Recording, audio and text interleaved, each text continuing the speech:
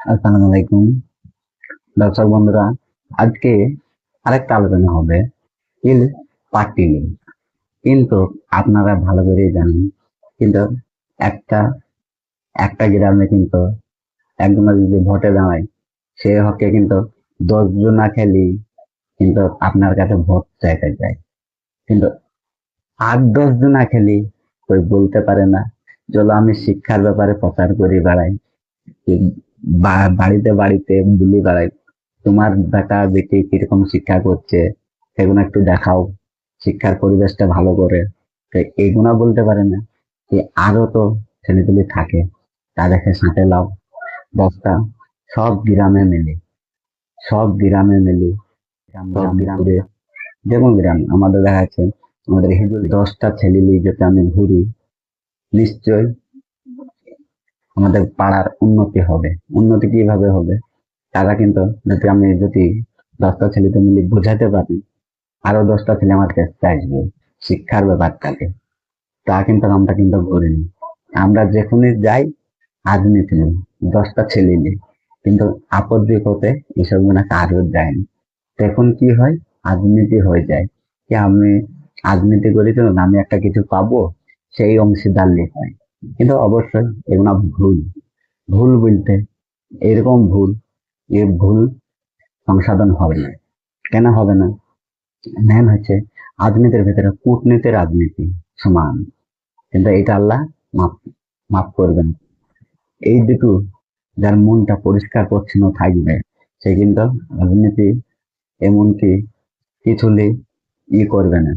কিন্তু আমাদেরকে রাজনীতির ভিতরে ঢুকতে হবে, কিন্তু রাজনীতির ভিতরে ঢুকি রাজনীতির মতন করো, সাধারণ মানুষকে দেখো, মানুষকে দেখলে তোমাকে দেখবে অবশ্যই। কিন্তু আমার গ্রামে আমি যদি 10টা ছেলে জোগাড় করতে পারি, শিক্ষার ব্যাপার নেই কি, আর বাড়িতে আমার শিক্ষা কম হচ্ছে, ঠিক আছে, ওনাকে বলে দেবো আপনি কিভাবে শিক্ষা দিচ্ছেন, এইসব গুণ বলার কোনো কে কিন্তু করে না। কিন্তু আমাদের হিজুলিজম আমাদের করার দরকার অবশ্যই। কিন্তু এইসব গুণা কেউ মাইন্ডটা লেগে না। যদি আমি বলতে যাই, তা আমাকে বলবে তুই খ্যাপা নাকি, খ্যাপা হয়ে গেছে। কিন্তু না, খ্যাপা লাই, এটা কিন্তু পরিবেশের কথা। পরিবেশ এইভাবে আগে বাড়ে। আমি যদি একটা পাড়াতে থাকি কি একটা সমাজে থাকি, সেই সমাজকে একটা মৌলবী সাহেব বলে এরকম এরকম এরকম বিভিন্ন রকম আলোচনা করে, কিসের লেগে একটা সেই হিসাবে একটা পাড়া গ্রামে আমার মনে হয় আমার মনে হয় যে 2-10টা ছেলে এমন থাকো, শিক্ষার ব্যাপারে আলোচনা করো। ঠিক আছে, তোমার শিক্ষা নাই, একটা মানুষকে যদি আমি শুধাইতে যাই, হ্যাঁ, তা বলবে তুই কি শিক্ষা করেছিস, কিন্তু না, সেটা কিন্তু ভুল। তুই কি শিক্ষা করেছিস সেটা কিন্তু ভুল। তুমি কি শিক্ষা দিচ্ছ না দিচ্ছ সেটা একটা আলাদা ব্যাপার।